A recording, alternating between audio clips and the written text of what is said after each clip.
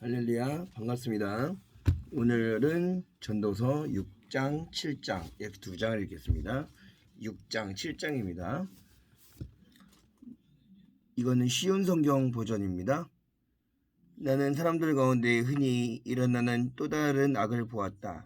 하나님께서 어떤 사람에게는 부와 재산, 영예를 모두 주셔서 더 바랄 것이 없게 하셨지만 동시에 그가 이 모든 것을 누리지 못하도록 하시며 타인이 대신 누리게 하신다는 것이다. 이건 역시 허무한 일, 큰 재앙이 아닌가? 사람이 자녀를 100명이나 낳고 장수한다고 하자. 지 아무리 그가 오래 산다 하여도 그 마음이 행복을 찾지 못하고 죽어서 매장되지 못한다면 나는 차라리 낙태된 아기가 그 사람보다 낫다라고 말하겠다. 사사나는 허무하게 왔다가 어둠 속으로 사라지고 그 이름조차 어둠 속에 묻히고 만다. 사사나가 비록 햇빛도 보지 못하고 아무것도 알지 못한다 하더라도 그 사람보다 더 많은 안식을 누린다. 설령 그 사람이 1000년에 2배를 산다 할지라도 행복을 맛보지 못한다면 둘 다 같은 곳으로 가는 것이 아닌가? 사람의 모든 수고가 다 먹기 위함이지만 그 식욕은 만족할 줄을 모른다. 지혜자가 어리석은 자보다 나은 것이 무엇이냐? 가난한 사람이 타인 앞에서 예절바르게 행동한다고 하자. 그렇다고 해서 그가 얻을 유익이 무엇인가?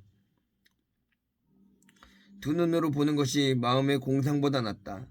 그렇지만 이것 역시 허무하여 바람을 잡는 것과 같다. 지금 존재하고 있는 것은 이미 오래전부터 이름을 가지고 있다. 사람이 무엇인지도 알려져 있다. 그러나 사람은 자기보다 강한 자와 다투는 일을 할 수 없다. 말을 많이 할수록 허무함도 더해진다면 말을 많이 하는 것이 사람에게 무슨 유익이 있겠는가? 그림자와 같이 허무한 며칠을 사는 인생 중 삶의 최선이 무엇인지 아는 자가 누구일까? 사람이 죽은 후 해 아래에서 무엇이 일어날지 누가 그에게 말해줄 수 있으랴? 전도서 7장. 좋은 이름이 값진 향수보다 낫고 죽는 날이 태어나는 날보다 낫다. 초상집에 가는 것이 잔치집에 가는 것보다 낫다. 이는 모든 사람이 죽을 것이기 때문이다. 살아있는 사람은 이것을 명심해야 한다. 또한 슬픔이 웃음보다 낫다. 왜냐하면 슬픈 안색이 마음에는 약이기 때문이다. 지혜자의 마음은 죽을 때를 생각하지만 어리석은 자들은 즐길 생각만 한다.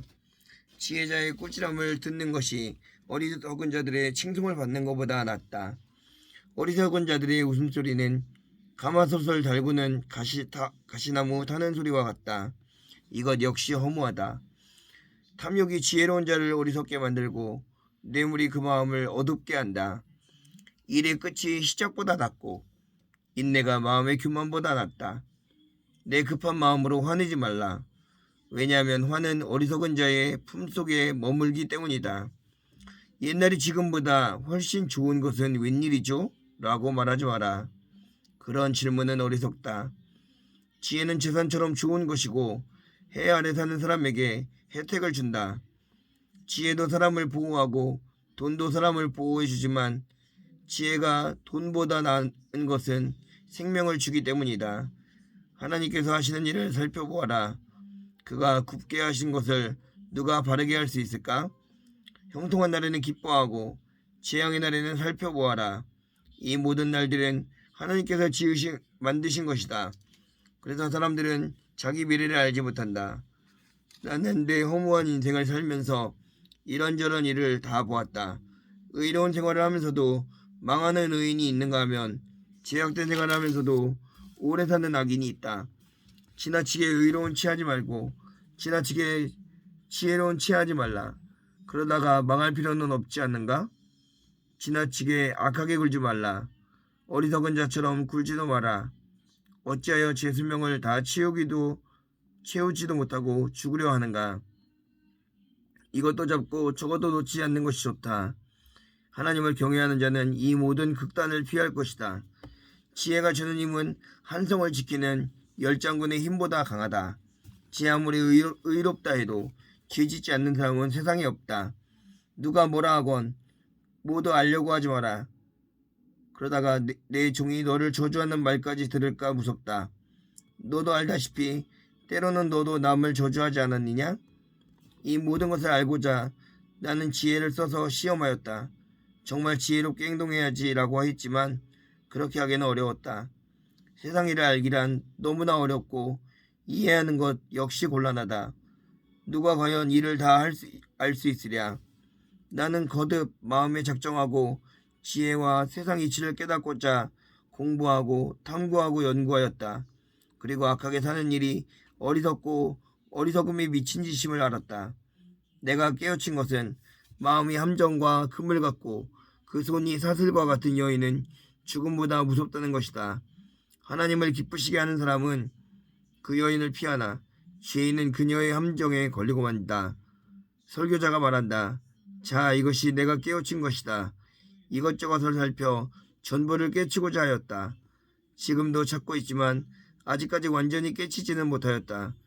1000명의 남자들 중에서 의로운 사람 1명을 찾았으나 여인들 중에서는 1명도 찾지 못하였다. 내가 깨우친 한 가지는 하나님께서 사람을 정직하게 만드셨지만 사람들이 많은 꾀를 찾았다는 것이다. 아멘, 아멘, 할렐루야. 이 말씀을 통하여서 여러분 내 삶 속에 하나님의 말씀으로 늘 승리하게 되기를 예수님의 이름으로 축복합니다. 할렐루야.